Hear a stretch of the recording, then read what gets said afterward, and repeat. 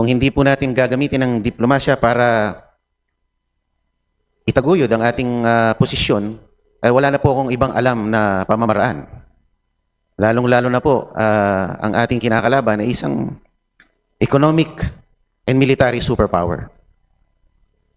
Paano kung pinakinggan po ng China ang sinabi ng isang senador na Get the out. lumayas kayo dito sa amin, hindi namin kayo kailangan. At dahil sa galit ng bansang yan, sabi lang, aalis kami. And we will pull out all our investments here in this country. Pati yung mga nagtratrabaho sa inyo, sa amin, na mga OFWs, ay aming pauuwiin. Minority Floor Leader, madali po kasing maging matapang. Ang problema, paano kung patulan tayo? The fighter plane the military capability of China is very vast.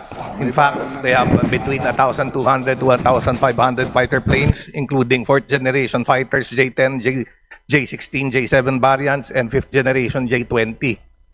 Yung ating pong ginagamit na Korean-made na eroplano, baka pagka nadaanan ng fighter plane ng China, hindi na kailangan na gagamitan ng missile, baka bumagsak.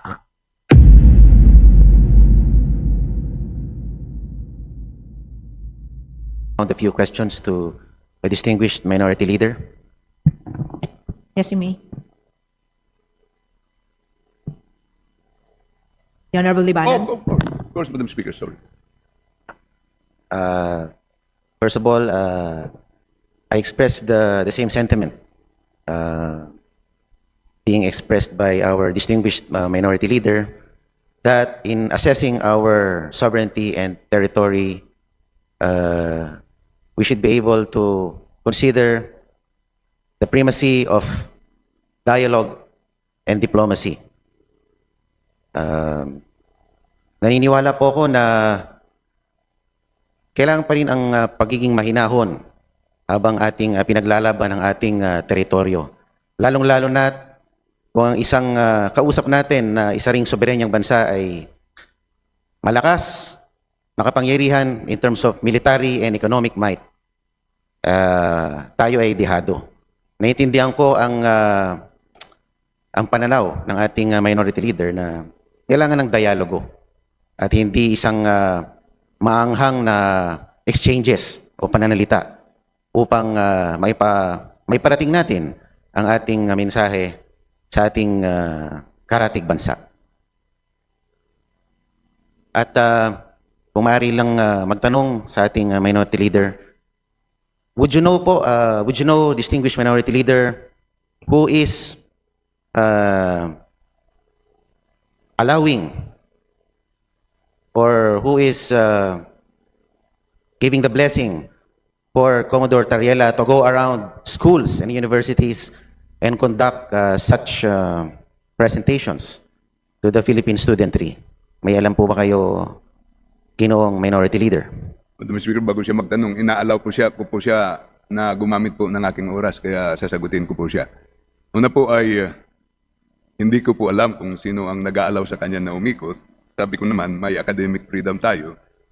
Hindi naman pinagbabawalan natin siya umikot. Ang sinasabi lang natin na professional ang handling doon. Maging tama yung maging seryoso, huwag dagdagan ng mga pwede nilang maging personal na response.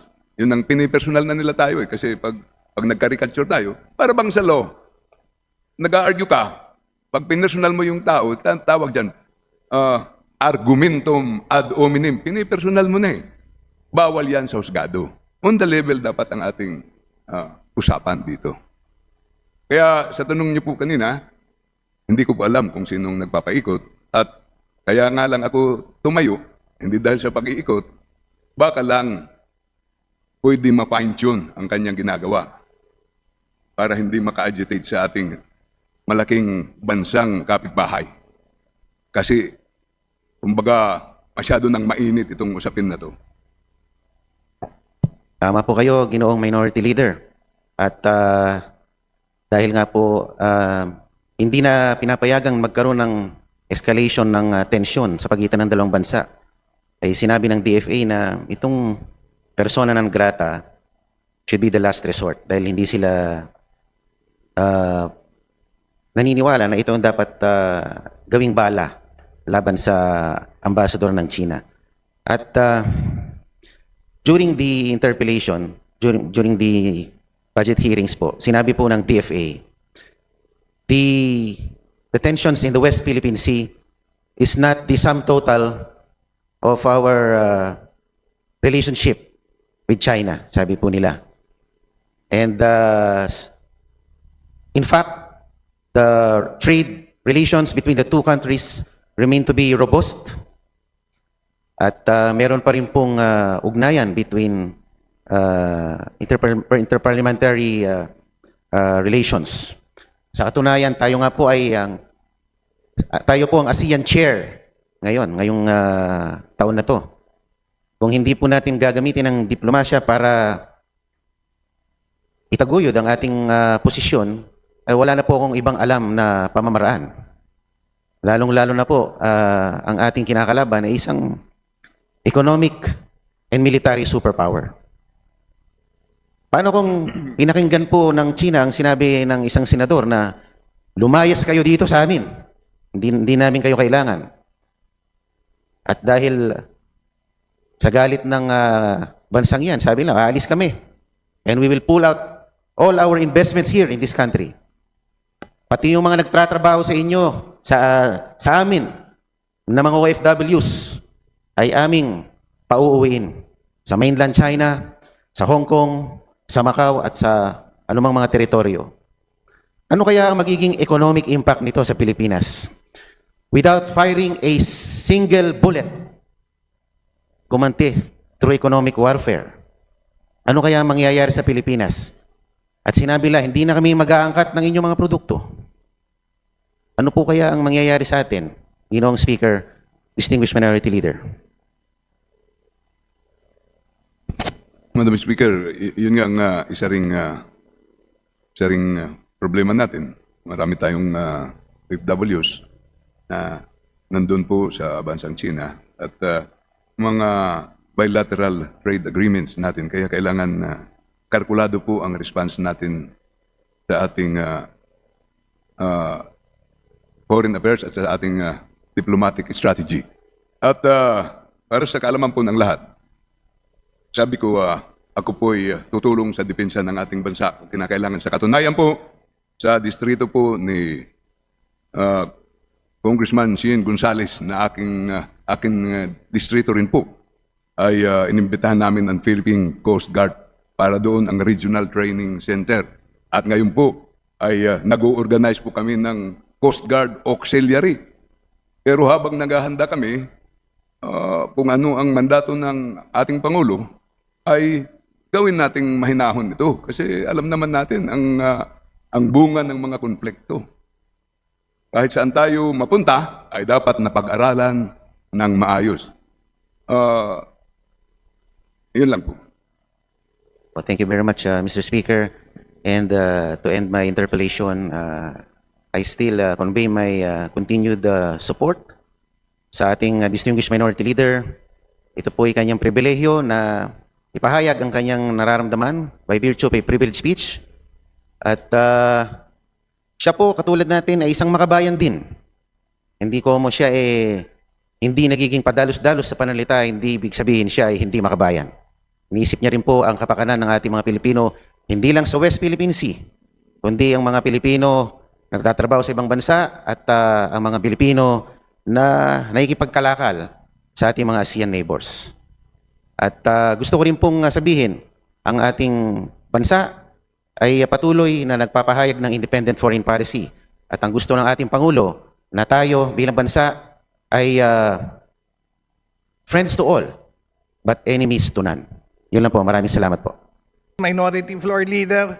Well, ito lang, this is just a short manifestation of support dun sa sinabi ng ating ginagalang na Minority Floor Leader that we have to proceed with caution and diplomacy. Matanong ko lang po dun sa ating ginagalang na Minority Floor Leader. Would you know Kunyari sa kasakaling kailangan nating makipaglaban, would you know kung gaano kalaki at gaano kalakas ang ating armed forces, ang ating military capabilities? Medyo mahirap na tanong yan. Pero i-google mo lang. I-google mo sa, Madam Speaker, sa internet, makikita mo na napakalakas po ng kanilang bansa at napaka-lead po natin. Yun nga po, Madam Speaker, distinguished minority floor leader, madali po kasing maging matapang. Ang problema, paano kung patulan tayo? No fighter plane the military capability of China is very vast.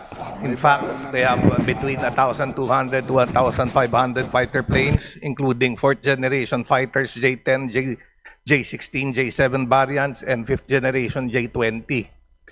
Yung ating pong ginagamit na Korean-made na eroplano, baka pagka nadaanan ng fighter plane ng China, hindi na kailangan na gagamitan ng missile, baka bumagsak. They have around 7,000 to 9,000 tanks, 4 active aircraft carrier, 6 conventional submarines, 12 nuclear-powered ones, 10 ballistic missile subs. Eh tayo, bangka lang, may mga katig pa. The People's Liberation Army numbers between 1.7 to 2.2 million. At kaya ko lang ito nabanggit dahil nga I believe that kagaya ng sinabi ng ating distinguished minority leader, we have to proceed with caution. And if there is a diplomatic way to resolve the problem, then we should do it. Madali kasing maging matapang. Ang problema, paano kung tayo papatulan? Nabanggit kanina ng ating kasama ni Congressman Paulo Marcoleta, wag na natin idaan sa military na away, sa ekonomiya na lang. If China decides that all Filipinos working in China should be repatriated back to the Philippines, what will happen to all those people working in China? If China decides that dito na lang po sa atin, we know that almost 70% of the Philippine economy are controlled by Filipinos of Chinese descent. So I believe that na kailangan talaga ng masusing pag-aaral at mag-ingat rin sa ating sinasabi. While I don't want to be perceived as being pro-China. Ako po ay gusto ko lang maging realistic. If we think that the US will defend the Philippines in case China engages us, we might be up for a big surprise because I doubt it if the US will come to the defense of the Philippines. So yung akin lang po, Madam Speaker, sa ating privileged speaker, sa ating inagalang na minority floor leader, I just want to manifest my support, a realistic support.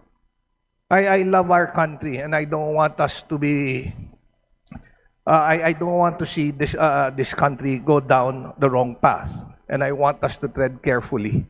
Dahil we have to choose the fights that we want to go into.